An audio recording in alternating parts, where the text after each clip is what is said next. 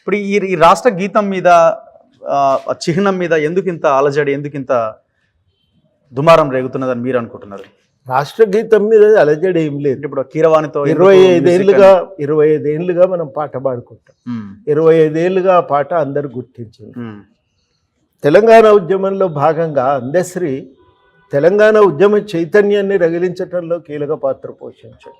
తెలంగాణ ప్రజలు కదిలించే విషయంలో ముఖ్యమైన పాత్ర పోషించాడు. అందశ్రీ తన పాట ఎట్లా ప్రజెంట్ చేస్తే బాగుంటుంది అనేది ఆ స్వేచ్ఛ ఆయనకు ఉంటుంది కదా. మేము ఆ స్వేచ్ఛను గౌరవించాలని చెప్పి మాత్రమే కోరుతున్నాం. అది ఆయనకు ఎంటర్ చేయడం కరెక్ట్ కాదని అంటున్నారు. ఎవరో ఒకరు ఆయన ఈయనైతే నాకు ఈ పాట ఇంకా చాలా మంచిగా మనం వస్తుంది, పాటను ఇంకా ఆకర్షణీయంగా మనం నలుగురు ముందుకు తీసుకెళ్ళొచ్చని ఆయన నిర్ణయించి ఆంధ్ర తెలంగాణ సెంటిమెంట్ తీసుకొస్తారు. ఆయన నిర్ణయించుకున్న దాన్ని మనం గౌరవిద్దామని నేను అంటున్నాను. ఆయన తెలంగాణ వాది, తెలంగాణ చైతన్యాన్ని నిలబెట్టడంలో ఒక ముఖ్యమైన పాత్ర పోషించినటువంటి వాడు. ఆయనకు తెలియదానండి, ప్రతి విషయంలో మనం ఇంత సూక్ష్మంగా ఆలోచిస్తే కష్టం కదా. ఆయన రకరకాల సంగీత దర్శకుల గురించి ఆలోచించాడు, ప్రయత్నాలు చేసిండు. ఆఖరికి ఆయన నిర్ణయించుకున్న ఆయన మొదటి ప్రయారిటీ కూడా ఏం కాదు. ఆఖరికి ఆయన నిర్ణయము, ఆయన గద్దర్ లాంటి వాళ్ళు చేసిన సూచనలు కానీ, ఆయన ఒక నిర్ణయం ఏంటంటే కీరవాణి అయితే నా పాటకు గుర్తింపు వస్తుంది, ఒక జాతీయ గీతంగా జాతీయ స్థాయిలో ఇది వెలిగిపోతుంది అని చెప్పి ఆయన నిర్ణయించుకున్నాడు.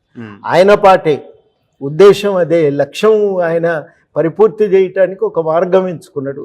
దాని మీద ఇంత చర్చ అవసరం లేదని చెప్పి నేను భావిస్తాను. ఇప్పుడు ఆ వరంగల్ తోరణము దాంతోపాటు ఈ చార్మినార్ తీసేయడం కరెక్ట్ కాదని అంటున్నారు. సరే, నిర్ణయం అయితే తీసేసిండ్రో మనకి క్లారిటీ లేదు, దాని గురించి చర్చ ఎందుకు అంటున్నా. అంటే నేను అనేది ఏంటంటే కేసీఆర్ చిహ్నం తయారు చేసినప్పుడు ఎవరిని అడగలే.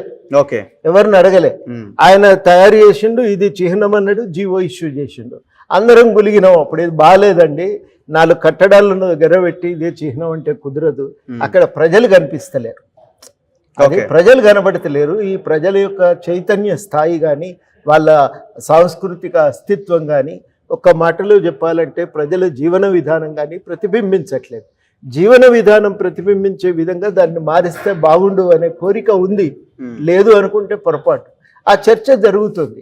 ఆ క్రమంలో మరి ఈ చర్చను గుర్తించి ఇలా ప్రభుత్వము ఆర్టిస్టులతో అడుగుతున్నది, ఎట్లా చేస్తే బాగుంటుంది, ఇది ప్రజల్లో ఉన్న అభిప్రాయం అనేటువంటి మాట వాళ్ళు అంటున్నప్పుడు ఒక చర్చ మొదలుపెట్టి వాళ్ళు కళాకారులందరినీ కూర్చోబెట్టి ఈ అభిప్రాయాలు వ్యక్తమయ్యే విధంగా ఒక కాన్సెప్ట్ తయారు చేయాలని చెప్పి వాళ్ళు అడిగితే కళాకారులు కాన్సెప్ట్ తయారు చేస్తున్నారు. రకరకాల మోడల్స్ ఉన్నాయి. ఆ మోడల్స్ అన్నింటినీ ప్రభుత్వం పరిశీలిస్తున్నది. అయితే ప్రభుత్వం కూడా చెప్తున్నది ఏంటంటే ఈ మార్పులు చేర్పులు అనేది గతంలో చేసిన తప్పులు మళ్ళీ పునరావృతం కావద్దు. అందరం మాట్లాడుకుందాం, అందరం చర్చ చేద్దాం,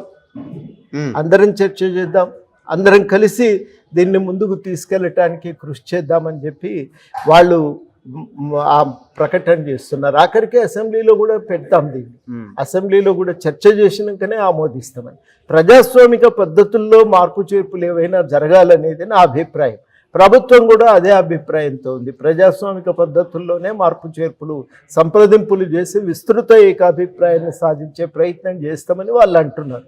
ఎవరికి ఏమి తోస్తే అది చెప్పొచ్చు. నేనైతే ఆర్టిస్టుని కాదు కాబట్టి ఎవరికి ఏం తోస్తే అవి సూచనలు చేయవచ్చు. ఖచ్చితంగా ఒక ప్రయత్నం ఏంటంటే జనజీవితం ప్రతిబింబించాలి, అది మేము కోరుకుంటాం. ఓకే.